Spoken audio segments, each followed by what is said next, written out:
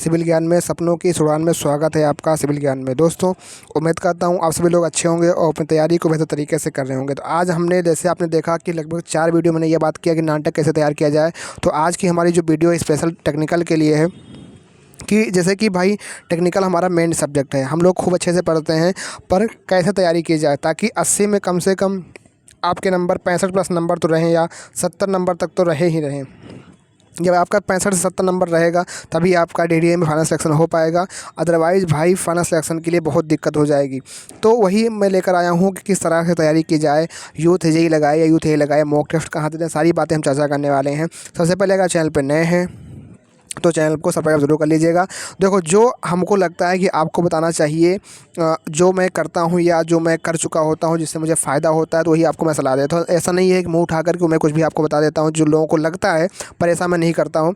जो मैं भले ही मुझे उसमें सक्सेस ना मिली हो, पर अन्य लोगों ने उसमें सक्सेस पाई है, अन्य लोगों ने वहाँ उसको कर करके फाइनल सिलेक्शन तक पहुँचा। अभी जो है हाल ही में कुछ लोग बताए कि आपके बताए हुए गाइडेंस से मैंने ऐसे काम किया, मैं यहाँ तक पहुँचा हूँ। ठीक है भाई, तो मुझे लगता है कि अगर आप करते हो तो आपको काफ़ी फ़ायदा होने वाला है। तो यही बातें बताने वाला हूँ टेक्निकल में कैसे तैयारी की जाए। तो सबसे पहले मैं यही कहूँगा कि जैसे 2023 में एग्ज़ाम है, तो आपने 2022 का जितना आपका सेट है वो आपको उसको आपको लगाना चाहिए कि 2022 में जो आपके जितने 2022 वाले पेपर के लिए आपके जितने भी सेट हुए थे, जो कि 28, 29, 30 मार्च, तो आप अगर इस सेट को लगा लेते हो, अगर आप लगा लेते हो तो काफ़ी अच्छी बात है। आपको ज़्यादा बताने की ज़रूरत नहीं पड़ेगी, आपको खुद ब खुद मालूम पड़ जाएगा किस लेवल का वहाँ पे क्वेश्चन आ रहा है। अगर आप नहीं लगाए हो, अगर सीधे हमारी वीडियो देख रहे हो, तो मैं आपको जानकारी लिए बता देता हूँ कि मैंने सारे पेपर का एनालिसिस किया है और वही निकल के आया है कि अगर 80 क्वेश्चन आपके आ रहे हैं तो 80 क्वेश्चन में 30 से 40 क्वेश्चन ऐसे थे, 35 या 40 क्वेश्चन मान लो ऐसे थे जो आप एक बार में देख के कर सकते थे, देखते और कर देते। मैं जिस 3-4 सेट मैंने बात किया था, तो वो मैंने 30-40 क्वेश्चन ऐसे थे जो आप कर सकते थे। कहते नहीं कि 50% क्वेश्चन ऐसे होते हैं जो आप कर सकते, लेकिन वही कर सकता है जो रूटीन बना करके डेली पढ़ रहा है, डेली प्रैक्टिस करे। ऐसा नहीं है कि जो तैयारी छोड़ दिया है और वो कहे वो हम कर, नहीं नहीं नहीं, ऐसा नहीं, जो कंटिन्यू पढ़ाई कर रहा है। तो 40 क्वेश्चन ऐसे थे जो आसानी से होने वाले थे, और 10 से 20 क्वेश्चन की अगर हम बात करें, ऐसे क्वेश्चन थे जो हल्का स्टेटमेंट वाइज था कि सिंपल चीज़ें होती हैं, जैसे पेचमेंटी कंपास के बारे में या कंपास सर्वे के बारे में या कोई भी ऐसी टॉपिक है, उस टॉपिक को लेकर के 4-5 स्टेटमेंट दे दिया, फिर बोला कि इन 4-5 स्टेटमेंट में कौन आपका सही है, कौन गलत है, कौन क्या है। तो ऐसे क्वेश्चन लगभग 20 क्वेश्चन स्टेटमेंट वाले थे। तो ये ऐसे क्वेश्चन थे, इसमें गलती होने के चांसेस लोगों के पास होते हैं, जितना भी आप पढ़ने में सही हो। तो ये ऐसे क्वेश्चन की प्रैक्टिस आपको करनी चाहिए। ये बात है, मैं एक ओवरव्यू बता रहा हूँ कि पेपर का लेवल कैसा है और किस तरीके से आपको तैयारी करनी है। तो लगभग मैंने ये बताया कि 40 क्वेश्चन जो थे इजी थे और 20 क्वेश्चन जो थे मॉडरेट क्या थे, ये अगर आप ध्यान से नहीं करोगे तो गलती होने के चांसेस में थे। और 20 क्वेश्चन ऐसे थे जो आपके सीवियर कंडीशन, मान लीजिए कि सीवियर कि जो बहुत हार्ड थे, जो आपसे अगर फार्मूला अगर आप कुछ ऐसे क्वेश्चन इसमें दे दिया, मिसलेनियस क्वेश्चन, कुछ अगर फार्मूला पता है तो आप कर पाओ, नहीं पता नहीं कर पाओगे। तो आपको इस तरह के पेपर को, पैटर्न को देख करके तैयारी करनी है। तो क्या आप तुरंत एएससी उठा लोगे, एएससी की पेपर से करने लोगे, गेट के क्वेश्चन करने लोगे? नहीं, ऐसा नहीं करना बिल्कुल। सबसे पहले अपना सिलेबस को आपने अगर कंप्लीट नहीं किया, सिलेबस को कंप्लीट करिए, जो जो चीज़ें इसमें पूछी गई हैं आराम से। फिर उसके बाद आप जो आपके जो नोट्स हैं, आप उस नोट्स को रिवाइज करिए। भाई नोट्स में जो 30 to 40% में बता रहा हूँ वहीं से क्वेश्चन बन जाते हैं, और जो ये 20 क्वेश्चन जो बनते हैं स्टेटमेंट वाले, वही नोट्स से ही बनते हैं। पर कोई मान लो अगर आपने कोई टॉपिक शेयर टेस्ट आप सॉइल का, मैंने सपोज मान लिया डायरेक्ट शेयर टेस्ट है, अब डायरेक्ट शेयर टेस्ट के बारे में, जैसे मैं अपने कम्युनिटी पोस्ट पे आज 2 दिन से ऐसे क्वेश्चन डाल रहा हूँ। जैसे मैंने आज डाला था कि जो रैंकाइन थ्योरी है उसके जो एजम्पशन है, या फिर 1 डिग्री कंसोलिडेशन, जो कंसोलिडेशन की 1 डिग्री जो थ्योरी है उस पर जो एजम्पशन है, तो ऐसे एजम्पशन को 4-5 लाइनों में लिख देता था। तो कोई भी टॉपिक होगा, अब जो 20 क्वेश्चन अगर आ रहे हैं, तो वो आपके कोई भी टॉपिक अगर आपका तैयार होगा, तो वहाँ से अगर वो एजम्पशन के पूछेगा भी, तो आप आसानी से कर लो जाओगे। अगर आप नहीं पढ़े रहोगे, इधर उधर भागते रहोगे, तो फिर आप नहीं कर पाओगे। कितने के लिए तुम भागोगे? यही 20 क्वेश्चन के लिए भागोगे। अगर इस 20 क्वेश्चन को तुम पाने के लिए अगर ना 60 क्वेश्चन ख़राब कर रहे हो, तो बहुत बड़ी गलती है।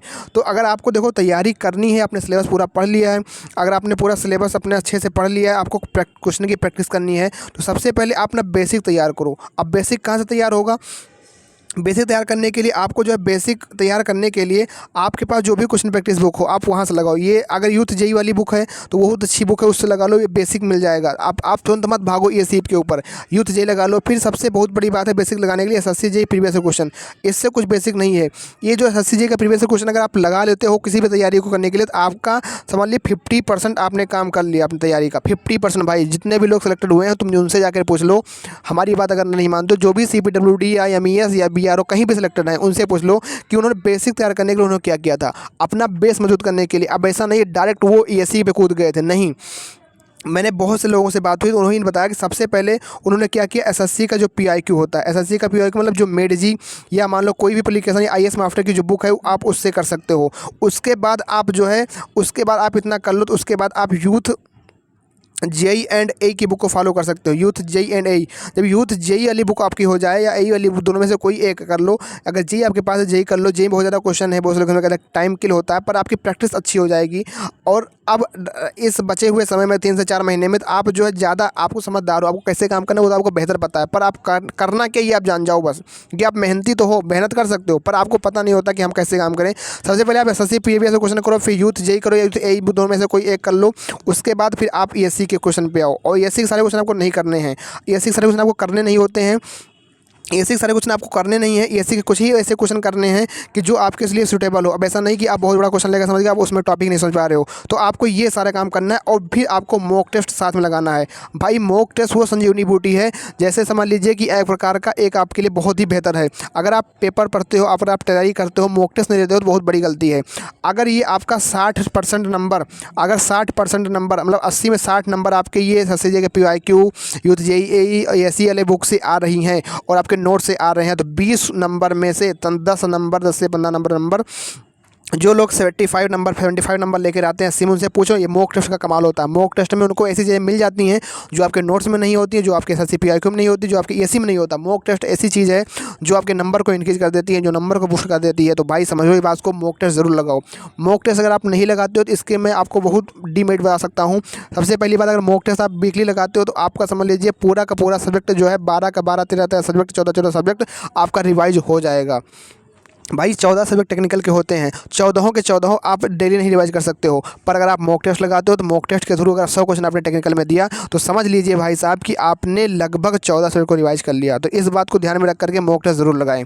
ठीक है, ये बात हो गई हमारी। अगर आप अपने आप से इन सब काम को नहीं कर पा रहे हो, आपके पास इतना सोर्सेज नहीं है कि हम यूथ ए की लगाएं बुक लें, यूथ इसकी परचेज करें, ESC के प्रीवियस क्वेश्चन की बुक परचेज करें, या हम SSC के ये बुक लें। अगर आपको कुछ नहीं लेना, बस आपको अगर आपके पास समय है, आप अपना तैयारी करना चाहते हो, टेक्निकल को अपने अच्छे से करना चाहते हो, तो आप जुड़ जाइए किसके साथ में, इबर एग्ज़ाम, जो कि अवनीश सर और सौरभ सर यहाँ पे पढ़ा रहे हैं, जो कि सारथी बैच लेकर आए हैं। 3000 प्लस क्वेश्चन प्रैक्टिस होगी, जिसके अंदर आपको 1500 रुपये, मात्र इसकी प्राइस कितनी है 1500 रुपये में, 1500 रुपये आप प्राइस लेकर के इसके अंदर आपको मिलेगा क्या, इसके अंदर आपको बेसिक क्या कहते हैं कि आपको SSC JEE के प्रीवियस क्वेश्चन मिल जाएंगे। इसके अंदर आपको जो है यूथ ए की बुक के क्वेश्चन मिल जाएंगे। इसके अंदर आपको ESC क्वेश्चन मिल जाएंगे।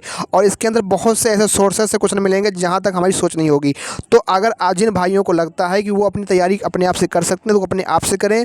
मैं किसी के लिए बाध्यकारी नहीं कर रहा हूँ कि आपको ये कोर्स लेना ही चाहिए। जिनको लगता है कि हमसे नहीं हो पाएगा और वो चाहते हैं इस बार DDA JEE SSC JEE अपना फाइनल सिलेक्शन लेना और अच्छे नंबरों के साथ में, रैंक के साथ में, तो इस कोर्स के साथ जरूर जुड़ जाइए भाई। विश्वास है हमको भी और बहुत से लोगों का यहाँ से सिलेक्शन हुआ है, विश्वास है। तो कुछ ना कुछ ऐसा ज़रूर होता है कंटेंट में जो कि आपके एग्ज़ाम में निखार देता है। तो भाई ज़रूर लग जाइए अगर आपको तैयारी करनी है। तो 15 अभी 1 जून से क्लासेस चली हैं, अब इसके 2 क्लासेस हुई हैं। तो अगर आप चाहते हो सिलेक्शन लेना और अपनी तैयारी को बेहतर ढंग से करना तो आप जुड़ सकते हैं यहाँ पर। अगर कोई भी क्वेरी हो तो यहाँ पर नंबर दिया हुआ है, आप उस नंबर पर कॉल कर सकते हो। बाकी आप मुझे ऑफलाइन कमेंट यहाँ करोगे तो मैं भी आपको सारा रिप्लाई बता दूंगा कैसे क्या है। तो आज की वीडियो बस इतना ही, मिलते हैं फिर एक नेक्स्ट वीडियो में। तब तक के लिए थैंक यू, जय हिंद, जय भारत।